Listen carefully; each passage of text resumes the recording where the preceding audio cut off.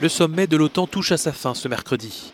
Les 29 États membres ont accepté de signer une déclaration commune qui dénonce les actions agressives de la Russie et qui reconnaît pour la première fois l'influence croissante de la Chine. Un texte adopté dans un contexte très tendu où 3 États, la France, les États-Unis et la Turquie, se sont opposés, parfois durement, sur de nombreux points.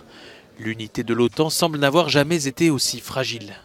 Il y a eu des désaccords au sein de l'OTAN depuis que cette alliance existe. Nous sommes 29 pays des deux côtés de l'Atlantique, avec une histoire, une géographie et des partis politiques différents au pouvoir.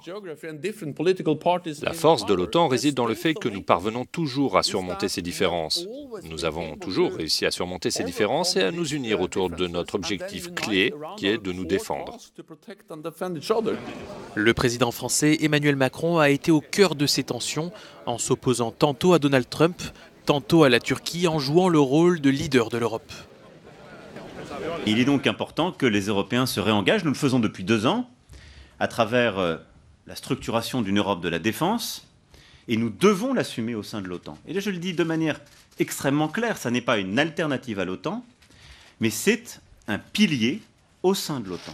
À l'issue du sommet, Donald Trump a annulé sa conférence de presse en déplorant l'hypocrisie, notamment du Premier ministre canadien, surpris la veille par une caméra en train de se moquer du locataire de la Maison-Blanche.